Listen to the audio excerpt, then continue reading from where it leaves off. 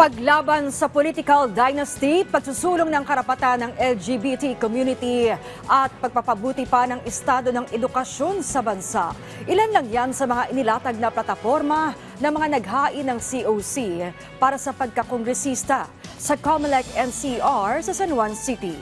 Yan ang ulat ni Mela Las Moras.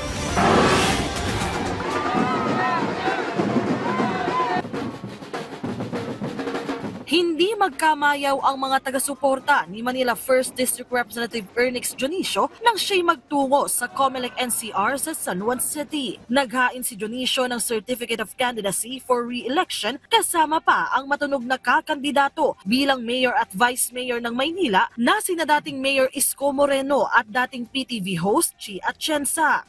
We wish to continue lahat ng mga nagawa natin for Tondo. Now I'm with Yorme Isko and Vice Mayor Chi Atienza, and exciting times for the City of Manila and for the 1st District Tondo, Manila. Sa isang panayam, hindi naman nakaiwas si Moreno sa tanong ng media ukol kay Manila Mayor Hanny Lacuna. Dati kasing magkaalyado ang dalawa pero matunog na magkakalaban sa eleksyon. Si Lacuna may sinabi pang pakiramdam niya ay tinraidor siya, pero si Moreno may maikling tugon dyan. Hayaan ko na lang ang taong bayan sa Maynila ang sumagot. Peace be with you. Para naman sa Taguig Pateros District, naghain na rin ng COC si dating Taguig City Mayor Lino Cayetano kasama ang kanyang pamilya. Excited po ako na muling makapagsilbi sa lungsod ng Taguig at ngayon na Taguig Pateros. Excited po ako na tulungan yung mga kababayan ko maghanap ng mga bagong solusyon sa mga dati na naming mga problema. Sa ngayon, nasa 31 na ang naghain ng kanilang kandidatura sa pagkakongresista sa Metro Manila mula noong Lunes. Ang ilan, COC filing pa lang, ibinida na ang kani-kanilang plataforma. I want to be able to contribute pa sa social services. Though Makati na kami, there is still some things that we can contribute to. Well, sa Maynila, ako po ang naging principal author ng Anti-Discrimination Ordinance sa LGBT. So, kung hindi po ako pasado sa Kongreso, I will participate in the deliberation of that law.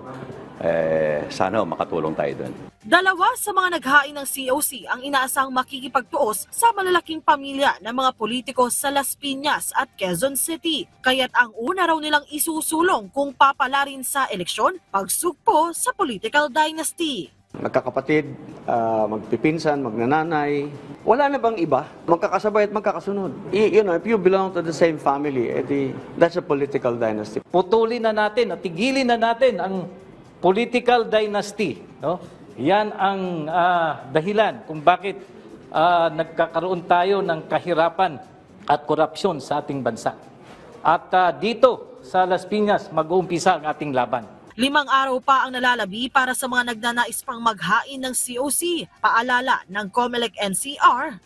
I am appealing to those who are planning to run, file your COC early, no? Or have it checked before the last minute of before the last minute in the last day of the filing of the COC. Sa mga susunod na araw, inaasahang mas marami pa ang maghahain ng kanilang kandidatura sa paghahangad na mas mapagbuti pa ang sitwasyon sa bansa. Mela Las Moras para sa Pambansang TV sa Bagong Pilipinas.